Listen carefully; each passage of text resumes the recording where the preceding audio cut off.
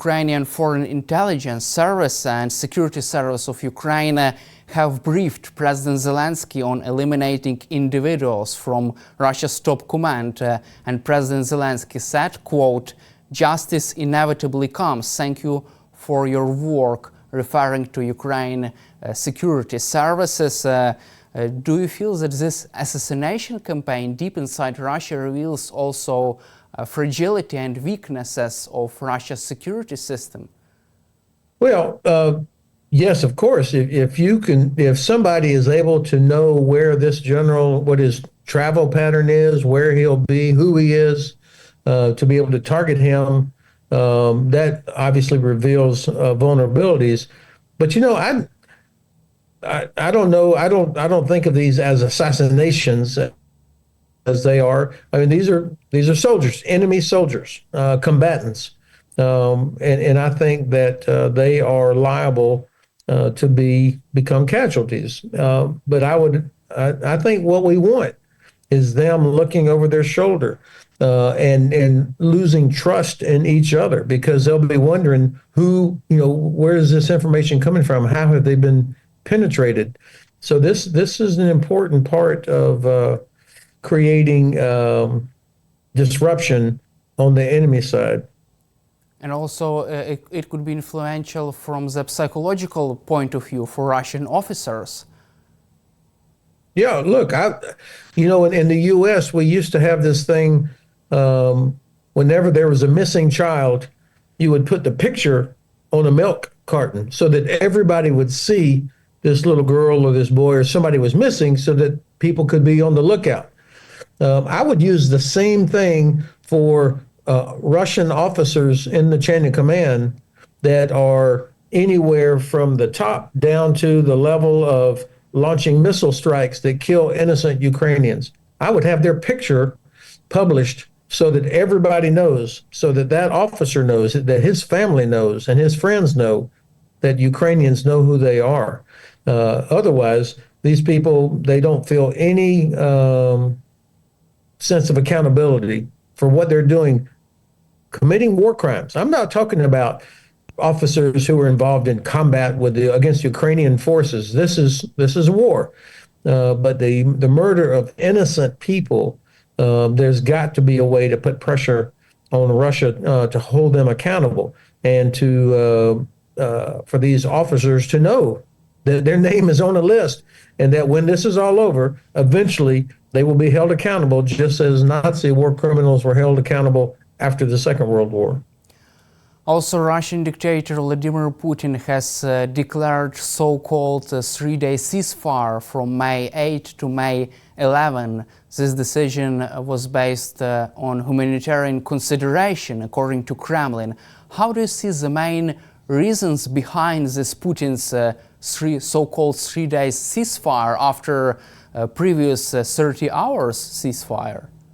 Yeah, well, I think there's probably three things. Number one, he's trying to change the narrative because he could see that even President Trump was beginning to become more, put more pressure on the Russian side. So I think part of it's trying to change the narrative there. The second thing, of course, is that nobody on the planet believes that Russia would actually live up to any ceasefire. I mean, it's not likely unless they were forced to. And then the third thing, the real reason, I believe, is because they don't want Ukrainian drones landing on Red Square during their Victory Day celebration activities. I think that's the real reason they're hoping for a ceasefire during that period. I thought your prime minister or your foreign minister's response was correct when he said, why not 30 days? Why 3 days? And what are we waiting for? Why not start it right now? And because he knows that this is a Russian information operation. At the same time, according to Financial Times, Russian dictator Putin told Steve Witkoff that he was ready to halt invasion of Ukraine and the current front lines on the ground.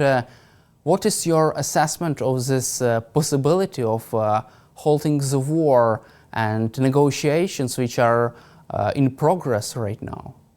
Well, I don't. First of all, I would trust President Zelensky and his team to know what is best for Ukraine and what's acceptable, what's not acceptable. And I think what a ridiculous offer, and the fact that Mr. Witkoff even repeated it is also not very good. That the big concession from Russia was that they would not take over all of Ukraine. I mean, what kind of a concession is that? So I think the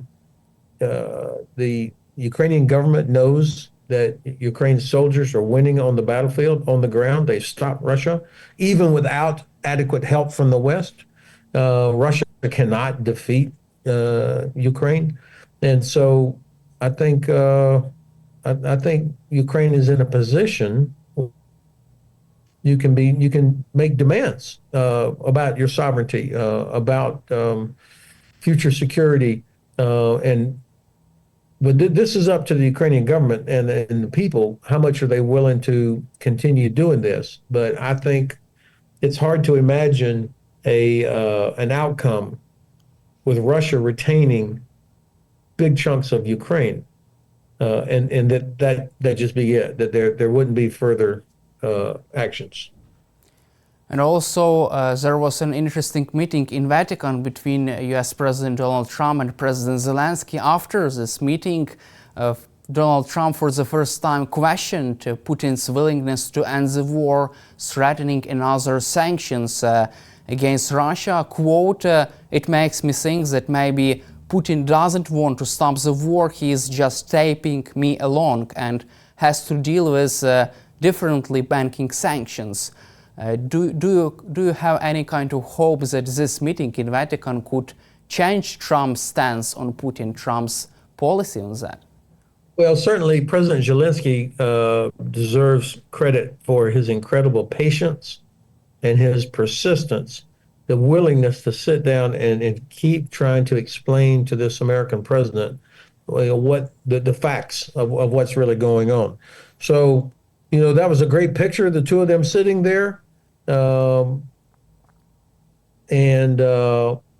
was interesting. There were memes of people saying, "Here's the American president meeting with the leader of the free world, President Zelensky." I mean, it really is an amazing turn of how people perceive these leaders. I would trust whatever President Zelensky said, but I think if this meeting between the two of them was President Trump listening to President Zelensky and finally understanding what was going on, if he then goes and does something and puts real pressure on Russia, then I'll be impressed. But I haven't seen any change yet in the American approach towards Russia. I haven't heard a statement telling Vladimir Putin that if you don't accept this 30 days unconditional ceasefire, unconditional, then I am going to give Ukraine everything that they need without restriction. I am going to add more sanctions, and I am going to take steps that will crush Russia's oil and gas industry. That's real leverage. And the president could do all those things if he was serious. But if he doesn't do any of that, then I will not be very hopeful after this conversation at the Vatican, which is unfortunate. And it's interesting. I think the president, your president, would have taken some encouragement from the fact that every other leader that was there was supporting him, applauded him. And so Europe, it's going to take them a while to get fully organized and to do what they should be doing. There's no doubt that European countries have the capability and the resources and the industry that dwarfs Russia, and that they could really do tangible things that would help make a difference for Ukraine. Let's cover also this offer from the U.S. administration from Steve Witkoff. Trump's administration proposed to recognize Crimea as a Russian territory de jure and de facto recognize Russian control over occupied territories of Ukraine. If the United States government recognizes Crimea as a Russian territory, what would this mean from a political and military point of view, what kind of strategic leverage Russia would have in case of such recognition? Well, number one, it would be a catastrophe for American credibility. I mean, that because nobody else is going to recognize that. I mean, the EU, European countries have already said, no way, we would not recognize that. So American credibility would be in the trash after something like that. Number two, the Chinese will take note. The Chinese will see that, oh, okay, so the U.S. is flexible on territory as they continue to take parts of the Philippines or Taiwan or other of these disputed islands and coral reefs out in the South China Sea, for example. So this would not be useful in our deterrence efforts against China.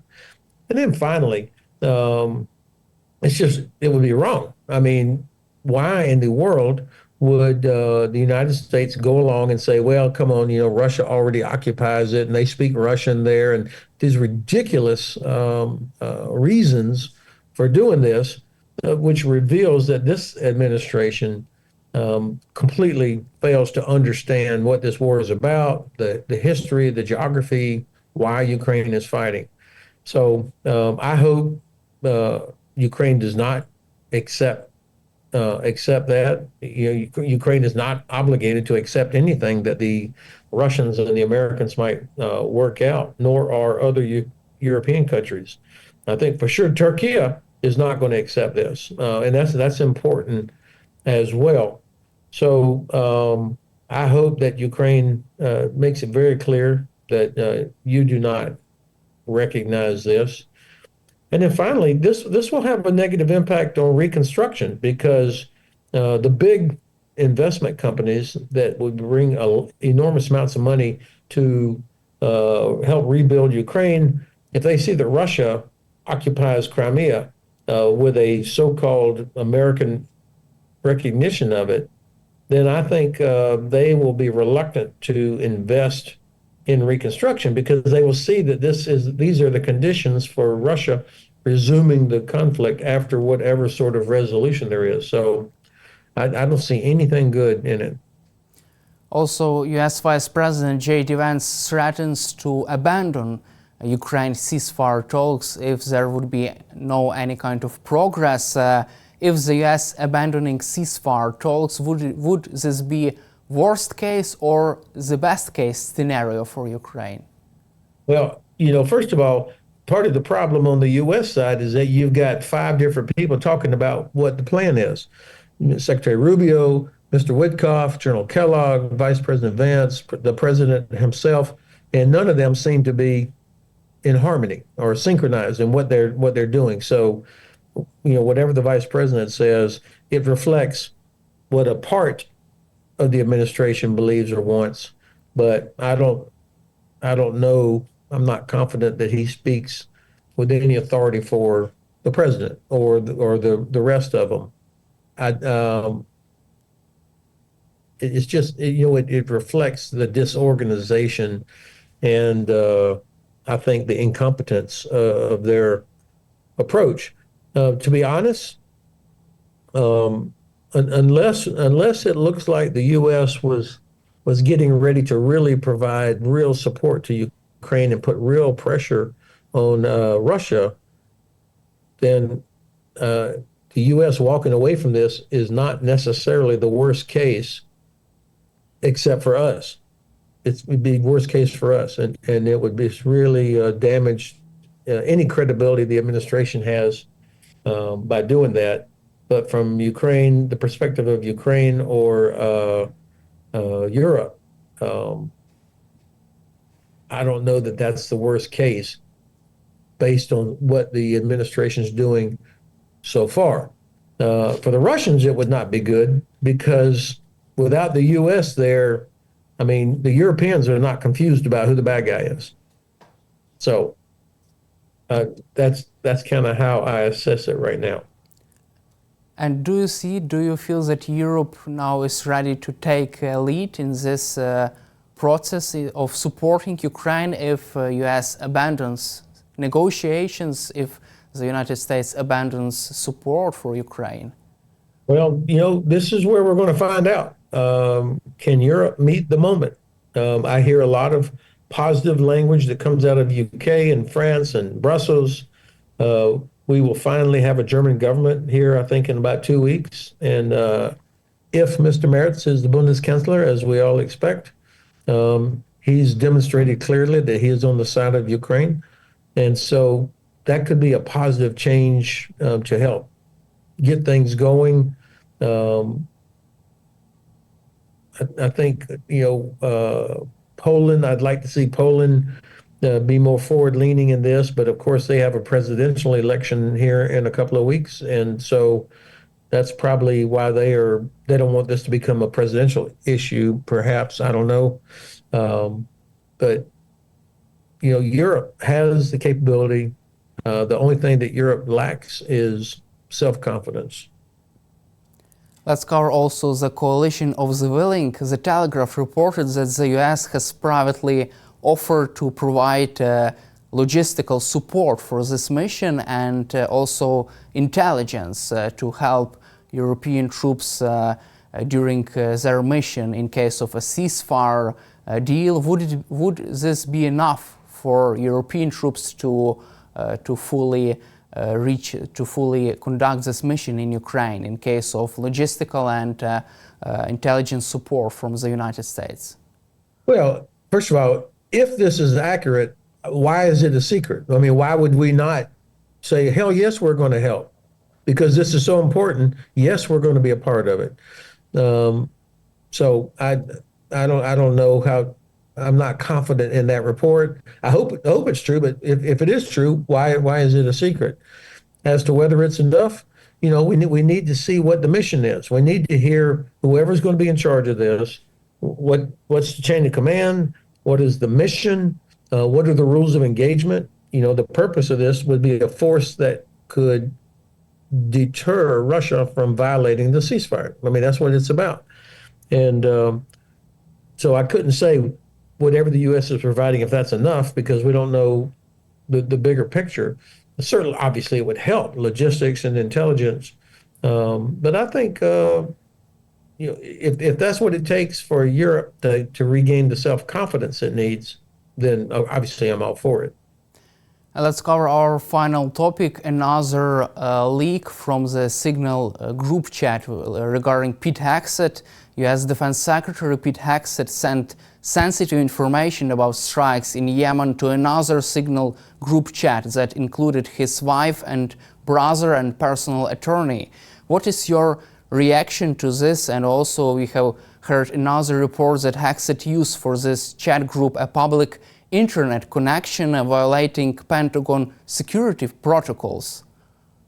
Yeah, well, this obviously reveals the lack of competence and professionalism there at the top of the Pentagon. This is embarrassing, and it's going to cause some of our allies to be very reluctant to share intelligence if they know that it could be, in a Signal chat group.